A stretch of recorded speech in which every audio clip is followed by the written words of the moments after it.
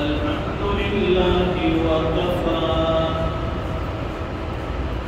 وسلام على عباده الذين اصطفى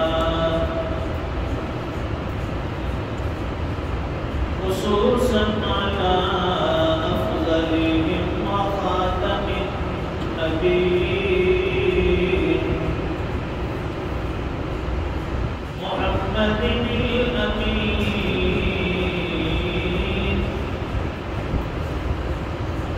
وعلى آله وصحبه أجمعين. أما بعد فأعوذ بالله من الشيطان الرجيم. بسم الله الرحمن الرحيم.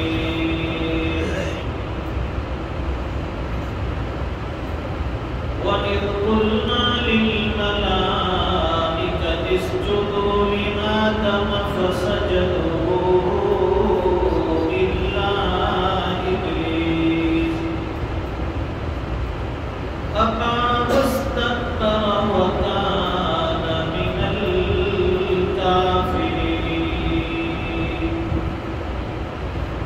صدق الله العظيم.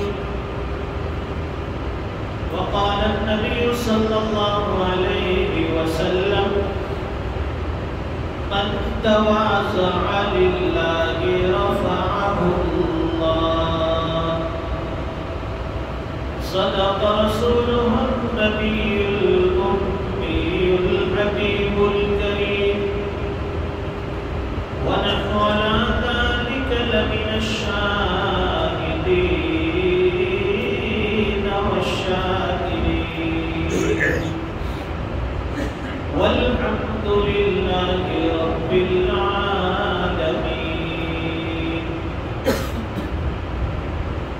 اللهم صل على سيدنا ومولانا محمد وعلى آل سيدنا محمد وبارك وسلم.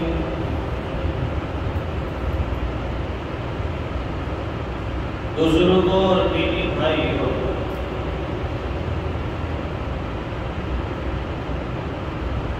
جس طرح انسان کے اندر جسمانی بیماریاں ہوتی ہیں،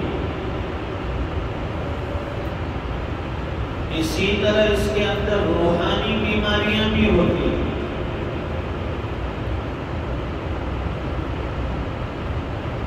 جسمانی بیماریاں الگ الگ کیٹیگری کی، الگ الگ نوعیت کی ہوتی ہے، اور روحانی بیماریاں بھی الگ الگ قسم کی ہوتی ہے. جب آدمی جسمانی اعتبار سے بیمار پڑتا ہے تو اطباء اور ڈاکٹروں کے پاس جاتا ہے، دوائی کھانے اور اسپتال میں اپنا علاج کرواتا ہے ماہر طبیب سے، ماہر ڈاکٹروں سے، اسپیشلسٹ. اسی طرح جب روحانی بیماریاں ہوتی ہے تو اس کی بھی فکر ہونی چاہیے کہ میرے اندر روحانی بیماری ہے، میں کون سے دواخانے میں جاؤں، یعنی کس اللہ والے کی مجلس میں جاؤں، اس کی خانقاہ میں جاؤں، اس کی صحبت میں جاؤں، تاکہ یہ بیماری روحانی کو دور ہو جائے. جسمانی بیماری میں اگر گھاؤ گہرا ہے، زخم گہرا ہے تو آپریشن کی ضرورت پڑتی ہے، نشتر چلانے پڑتے ہیں، اندر سے بگڑا ہوا مواد نکالا جاتا ہے. روحانی بیماریاں بھی ایسی ہیں کہ جب انسان کو روحانی اعتبار سے ہلاکت تک پہنچا دیتی ہے تو ان بڑی بڑی بیماریوں کے لیے اطباء کے یہاں یعنی ماہر علماء اور وہ اللہ والے مشائخ کے یہاں روحانی اعتبار سے اس کا آپریشن کیا جاتا ہے،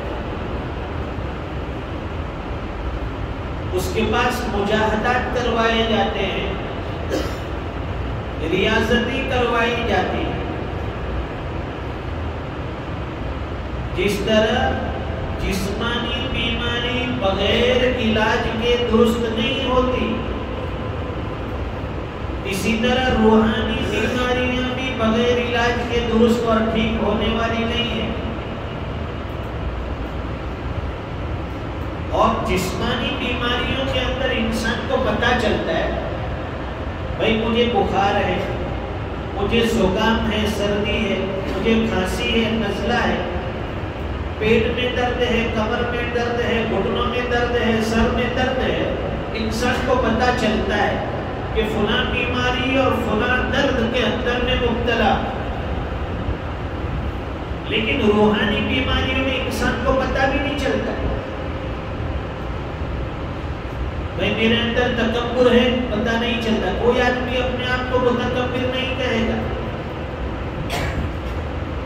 بھائی میرے اندر فلاں برائی ہے، غیبت کی بیماری ہے، بغض کی بیماری ہے، کینہ کپٹ کی بیماری ہے، حسد کی بیماری ہے، جلسی کی بیماری ہے، انسان کو پتہ نہیں چلتا۔ وہ تو اپنے آپ کو بڑا پارسا، بڑا نیک سمجھتا ہے، اپنے تو بڑے نیک آدمی ہیں، صاف ستھری زندگی ہے، نام اعمال بھی بالکل کلیئر ہے، بس ویسے قبر میں گئے، میدان حشر میں گئے، کلین چٹ مل جائے گی کہ بھائی تیرا معاملہ تو صاف ہے، تو جنتی آدمی۔ روحانی بیماریاں انسان کو پتہ نہیں چلتی، اس کا پتہ کسے چلتا ہے؟ وہ جو اللہ والے بیٹھے ہیں، جو مشائخ خانقاہ میں بیٹھے ہوئے ہیں، ان کے پاس جائیں گے تو پتہ چلے گا کہ کون کون سی بیماریاں لے کر ہم بیٹھے ہیں۔ کوئی آدمی اپنے آپ کو برا نہیں سمجھتا، ہاں وہ دوسروں کو برا ضرور سمجھے گا لیکن اپنے آپ کو برا نہیں سمجھے گا۔ اس لیے فرماتے ہیں کہ جب تو کسی کی طرف انگلی کرتا ہے، کسی کی برائی کی طرف نشاندہی کرتا ہے، ایک انگلی اس کی طرف کرتا ہے، باقی ساری انگلی تیری طرف اشارہ کرتی ہے، اس میں ایک برائی ہے اور تیرے اندر کتنی برائیاں ہیں، یہ سب انگلیاں تیری برائیوں کی طرف اشارہ کرتی ہیں۔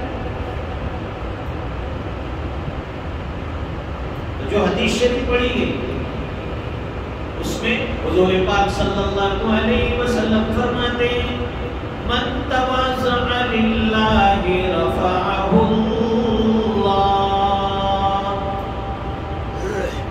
جو اللہ کے لیے عاجزی کرتا ہے، جو اللہ کے لیے تواضع اختیار کرتا ہے، جو اللہ کے لیے اپنے آپ کو کمتر سمجھتا ہے، اپنے آپ کو چھوٹا سمجھتا ہے، رفعہ اللہ، پھر اللہ تعالیٰ اس کو اٹھا لیتے ہیں، اس کو بلندیاں عطا فرماتے ہیں، اس کو عزتوں سے نوازتے ہیں۔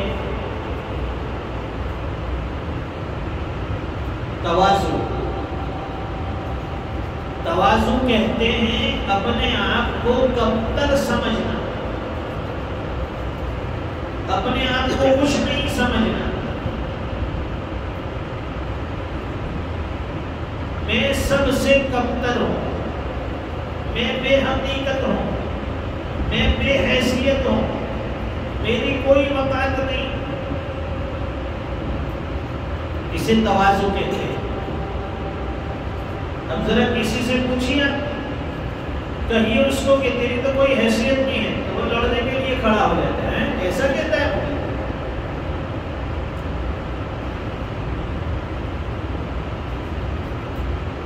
تواضع یعنی اپنے آپ کو کمتر سمجھنا، کہنا نہیں۔ آدمی زبان سے کہے میں تو بڑا متواضع ہوں، میری تو کوئی حیثیت نہیں، کہنا نہیں ہے بلکہ سمجھنا ہے، اپنے آپ کو اس درجے کا سمجھنا۔ اور جس انسان کے اندر یہ تواضع کی صفت پیدا ہو جاتی ہے، پھر وہ اپنے آپ، اپنے علاوہ ہر کسی کو اچھا سمجھتا ہے، اپنے اپنے آپ کو سب سے کم درجے والا سمجھتا ہے، اس کی کوئی امتیازی شان نہیں ہوتی تھی. جہاں بٹھاؤ گے وہ بیٹھ جائے گا، جہاں کھلاؤ گے وہ کھا لے گا، جہاں سلاؤ گے وہ سو جائے گا.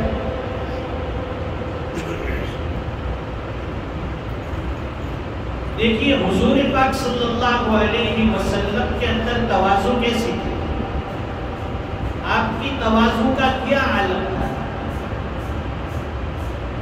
حضرت انس رضی اللہ تعالیٰ عنہ فرماتے ہیں حضور پاک صلی اللہ علیہ وسلم کی تواضع آپ کی عاجزی کی شان کی تھی.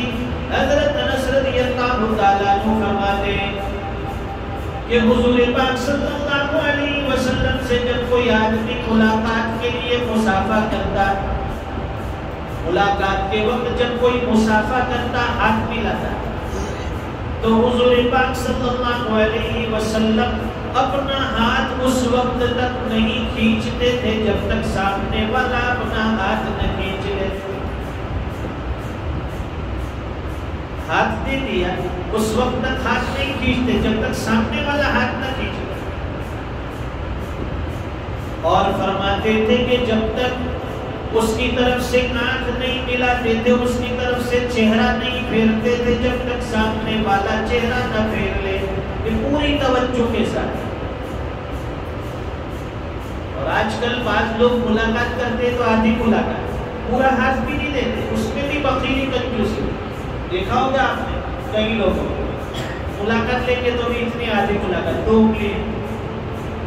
بھائی اتنا بھی احسان کیوں کرتے ہو؟ اس سے اچھا ہے ملاقات ہی چھوڑ. اللہ کے نبی پورا ہاتھ دیتے تھے اور اس وقت تک ہاتھ نہیں کھینچتے تھے جب تک سامنے والا نہ کھینچ لے. یہ سنت کے مطابق مصافحہ اور ملاقات. یہ آدھی آدھی 2 کنٹھی والی 2 انگلیاں والی ملاقات شریعت میں نہیں ہے. اور آپ سامنے والے سے اس وقت تک اپنا چہرہ نہیں پھیرتے تھے جب تک سامنے والا اپنا چہرہ نہ پھیر لے. کوئی امتیاز نہیں. اور جب آپ راستہ چلتے تھے نہ آپ کے دائیں کوئی ہوتا تھا، نہ بائیں ہوتا تھا، نہ پیچھے ہوتا تھا. جیسے وہ راجہ مہاراجہ اور بادشاہ لوگ چلتے ہیں، دائیں بھی لشکر، بائیں لشکر، پیچھے لشکر. اللہ کے نبی کی کوئی امتیازی شان نہیں، بلکہ سیرت میں لکھا ہے کہ جب صحابہ کرام آپس میں بیٹھتے تھے تو حضور پاک صلی اللہ علیہ وسلم بھی ان کے درمیان آ کر بیٹھ جاتے تھے. ایسی کوئی مخصوص جگہ نہیں ہوتی تھی کہ یہاں حضور بیٹھیں گے اور صحابہ یہاں بیٹھیں گے.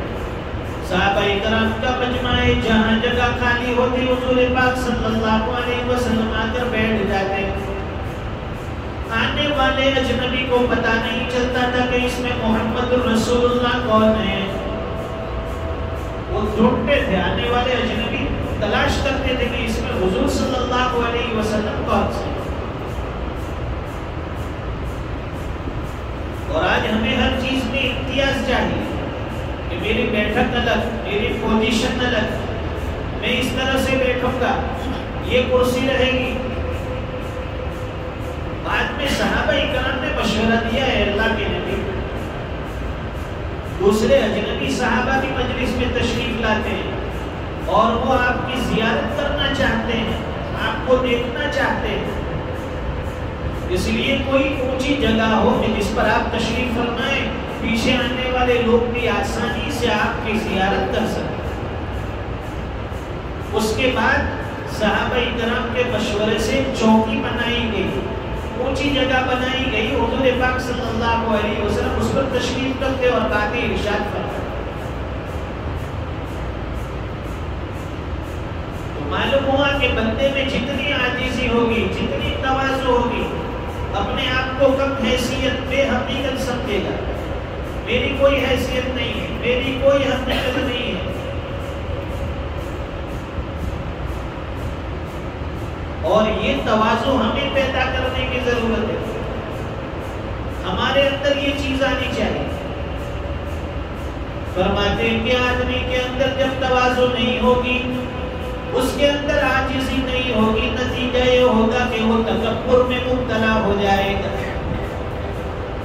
پھر اس کے اندر تکبر آ جائے گا، عاجزی نہ ہوگی، پھر وہ بغض کے اندر مبتلا ہوگا، عاجزی نہیں ہوگی، تکبر کی وجہ سے حسد میں مبتلا ہو جائے گا، عاجزی نہیں ہوگی، تکبر کی وجہ سے لوگوں کی ایذا رسانی میں، لوگوں کی قیمت میں مبتلا ہو جائے گا۔ ساری بیماریوں کی جڑ یہ تکبر ہے، اپنے آپ کو بڑا سمجھنا۔ ساری بیماریوں کی جڑ تکبر، اپنے آپ کو بڑا سمجھنا ہے۔ دنیا میں سب سے پہلا تکبر ابلیس نے کیا۔ وَإِذْ قُلْنَا لِلْمَلَائِكَةِ اسْجُدُوا لِآدَمَ فَسَجَدُوا إِلَّا إِبْلِيسَ۔ قرآن کریم میں اللہ ارشاد فرماتے ہیں اس وقت کو یاد کرو جب ہم نے فرشتوں کو حکم دیا کہ آدم کو سجدہ کرے، سب کے سب سجدے میں گر گئے سوائے ابلیس کے۔ ابا واستکبر وکان من الکافرین،